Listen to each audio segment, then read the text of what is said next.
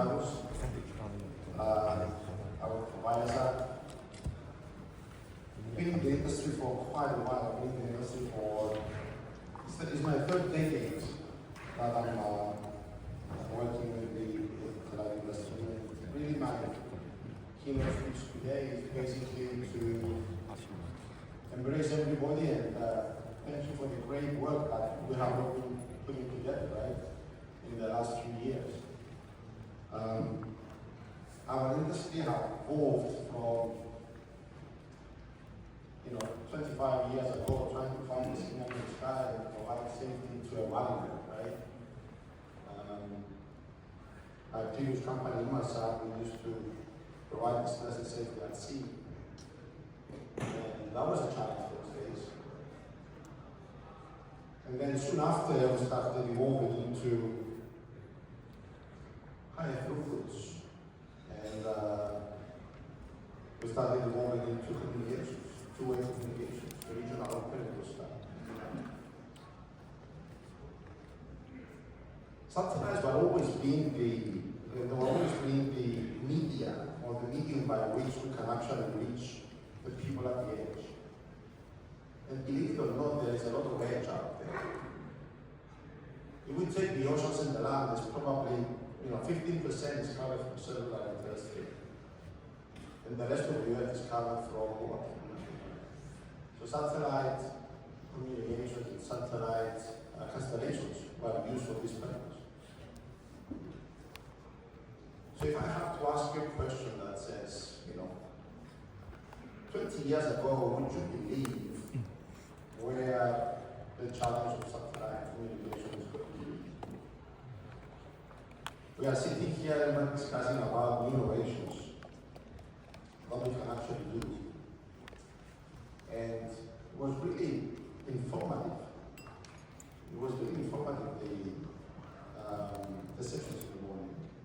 And I think, Korea has this power of innovation, this willingness and this dream. We want to understand how we can enable that even further. I think it's the success that we're going to have in the future together is a matter of collaboration, a matter of one person or one company. It's a matter of all of us coming together to innovate in order to respond to the market demand. So we've taken satellites from the small lightweight communications. Actually think of satellites into three eras, right? The eras before the 2000s, which is basically our exploration of space. And then started doing some communications, some voice communications, and some data communications. And then I call it that's really my definition, I call it the boom and bust period. That was the period where we have started to explore and get out of our comfort zone. We started conceptualizing LEO constellations. What do we do with the LEOs and how do we manage them? How do we do orbit control? TT&C on the LEO satellite. A few have tried, a lot have failed, some have survived it. And it's given us some interesting lessons. We realized that the technology wasn't necessarily mature enough in order to help us those days to run giant constellations, for example, 6,000, 12,000, 10,000 satellites. About thinking of today. But we learned our lessons and, we've innovated in a lot of areas. We've innovated in the space of miniaturizing the satellites. So we started with very big satellites and now we can actually bring them down into very small and lightweight satellites. I remember 2010 when I joined Viasat, we were the first company to launch the 140 gigabit per second satellite. Those days was an amazing thing. We are building satellites of 10 gigabits, 50 gigabits, 20 gigabits, 140 gigabits to cover North America, for example. It was great. And that's really what kept us ahead of the wave, is that eager in order to innovate and create technology.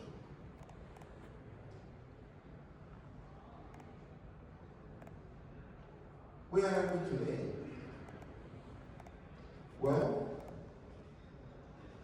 we live in an AI world. AI is part of our life, and AI is part of how we do our work, how we do our software, how we manage our satellites. We have an AI-assisted environment. And yet on the consumer side, everything is digital. Out of the 8.6 billion people, 8.2 billion people, depending on the statistics, 67% have a smartphone. 5.5 billion, they have a bank account and they want to do transactions. But there's a lot out there that is still available. If you look at the developing countries, you have around about 1 billion customers that are actually doing roaming every year. That's a total of $100 billion or thereabouts, on top of the existing revenues that our satellite industries are making. And with the help of our chipset manufacturers, they gave us a new dimension. We don't live in the era that we build our own proprietary waveforms. Regulators came out and they opened up the 3GPP protocols. We have 4G LTEs, NR waveforms that are coming in the future, NB-IoT waveforms that are with us today. And the dimension they created was very simple. Keep the waveform on the handset. Simple. Don't let the user go and buy continuously terminals. Take one phone and one device and connect to all these various networks. I can assure you it's easier said than done. Because now we have to shift our innovation from optimizing the number of bits per hertz, optimizing our spectral efficiencies of the satellites, optimizing the delivery of capacity where demand is actually needed in a real-time basis. This is one of the value differentiators of the satellite operators were. Now we have to build constellations that can support different types of applications. Low latency, high throughput, always on, distress signals, SMS from everywhere. And therefore we have the LEO constellations that came in it. Effectively we switched the innovation on the satellite itself, but also on the ground, just to get a little bit better that. So we have to talk about, we have to manage jitter, we have to manage delays, and we have to optimize our networks in order to be able to connect and talk to the actual user using his own phone. So I think we need to be proud of ourselves and embrace ourselves and really look forward to the future. I think the few of us that are living in this and are working in this few years today and a few years to come are really lucky, because this is an inflection point of satellite communications. And I think we can only achieve that by embracing it through innovation.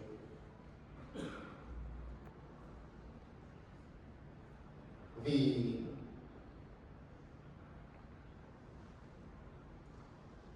capital funds actually are supporting us in this journey that we're actually doing together. And as you can see, capital funds today, they are more, which is good for us. But they also have more expectations in terms of return. And therefore, it's also helping us to collaborate together joint ventures, and through the expansion of partnerships, collaborate together in order to bring in all that detailed innovation and actually deliver it into value. And this is exactly what we're actually trying to do with the multi-orbit constellations. We're trying to create a beautiful ecosystem where we can invite our partners to design, what they think the future needs to be and what the solution needs to be for the actual market that they can actually attack. And bring it through our network in order to deliver it. And that's how we empower ecosystems. You have ecosystems of agriculture that is fast growing today.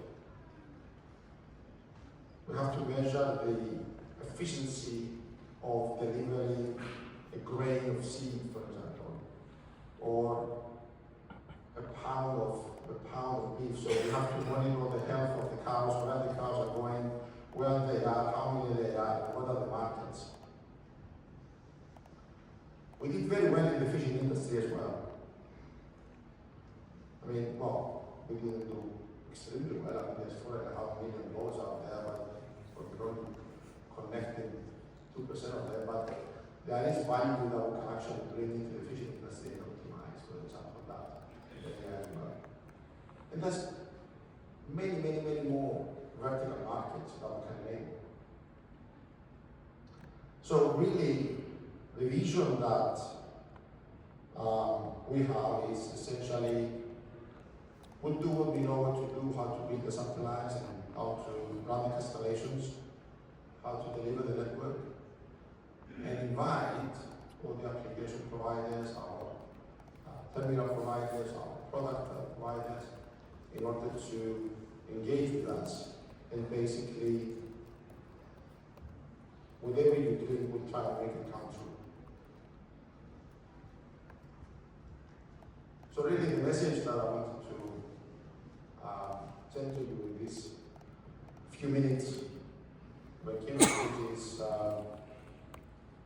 be excited about the future we have in front of us and be thankful for the great work that we've done so far.